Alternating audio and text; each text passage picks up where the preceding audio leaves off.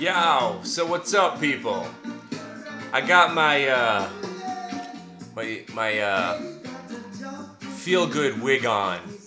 Remind me of the days when nothing really mattered except getting high, going to Grateful Dead shows, and finding tickets for my friends who didn't have tickets to the show.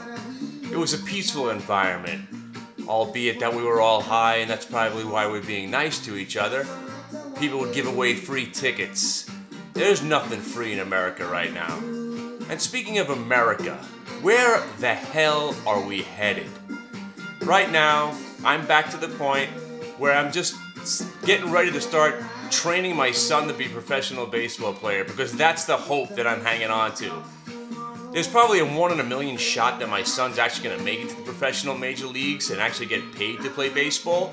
But at this point, I might as well have hope and faith in that. Because having hope and faith in the stock market right now is absolutely an exercise in futility. Because there's nothing positive going on right now. And every rally has been met with just as much selling. The Obama rally, gone. The Christmas rally, gone.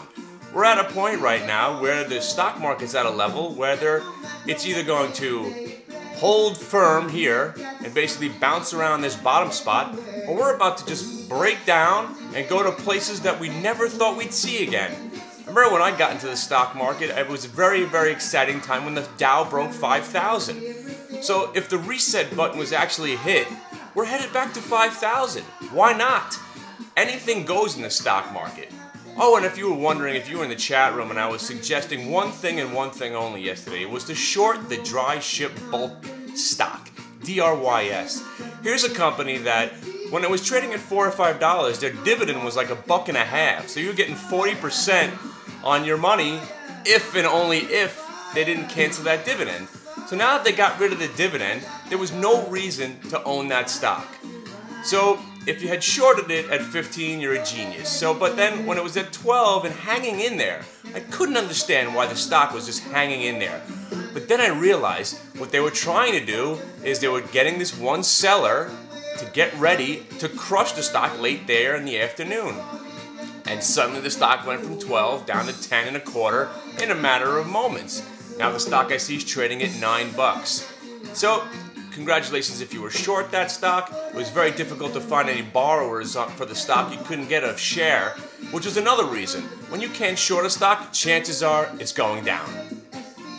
So the only way out was to buy some puts on the stock.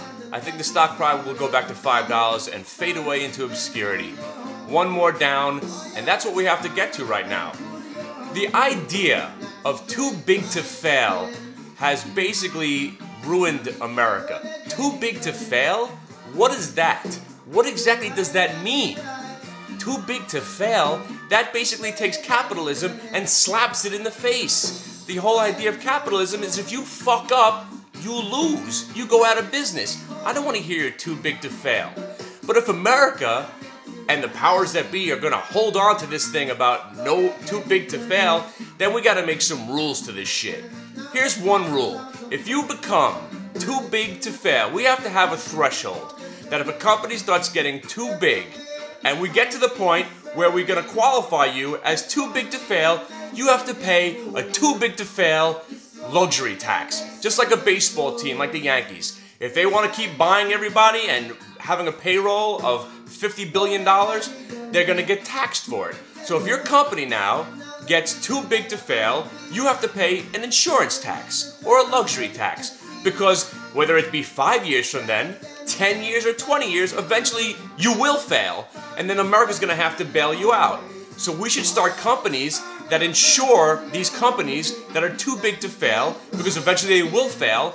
And I don't want to have to pay for these companies to be bailed out however long it takes for them to actually fail, and then we have to be thrown, oh, they're too big to fail, we have to bail them out. So let's start a luxury tax. Let's start an insurance company where we insure these companies that we're just going to be betting against them, because eventually every company will fail. I don't want to know that you're too big to fail, because you know what? I'm too big to fail. I have a house and kids, and I have a lot of people counting on me to make money. I'm too big to fail. What's going to happen to me? I'm going to have to sell my house? I'm gonna have to go get a job where I'm gonna be working 12 hours a day for nothing just so my family can eat and I don't get kicked out of my house. I'm too big to fail. Feel bad for me. Feel bad for all the people in my situation that because of things that happened away from me, I have to suffer now, as well as everybody with their 401ks who are opening up their statements or even too scared to open up their statements. They're too big to fail. How about the normal people? The normal people that have tried so hard to make something out of their lives, and now the stock market, which has been cut in half, which is probably going to be going lower, all the money that they've had in the market has gone to nothing. And the idiots who actually have their 401k plans all in their one stock of their company, and now their retirement funds are gone. What are they going to do? People who are close to retirement, where they're not going to have as much earning ability, what's going to happen to them? They're too big to fail. So, and I hearken back at the fact that the porn industry had the nerve to ask for a bailout. So what I'm going to do is I'm going to hit the streets and I'm going to start a petition. If you think you're worthy enough for a bailout, let's start a petition. We'll all put our names together on a petition, and we want a bailout. We want a human bailout. We want the common man bailout. And I'm not asking for a lot of money. Give me $200,000. We're talking about trillions of dollars. Trillions that are going to be spent trying to save these companies that are too big to fail. AIG and all this bullshit. So all I'm looking for is a smidgen, a fart in the wind's worth of that. Give me $250,000 and that'll let me coast by for a good 3 or 4 years, 5 years. You know, I could probably stretch $250,000 right now for 10 years. So I want my bailout. I'm still waiting for my Jew check, which still hasn't shown up. I don't understand. Because like I said, everybody thinks the Jewish people own everything. We control the media. We control the stock market. We run the banks. And everybody's just thinking that we just have money appear out of nowhere. And every day I go into the mailbox and my Jew check still hasn't arrived. No one's out there looking out for me. So I don't know what to tell you. What I can tell you is that I'm basing everything on Cisco. A few years ago, I don't remember how many years ago it was, when Cisco was under 10 bucks, that's when the rally started.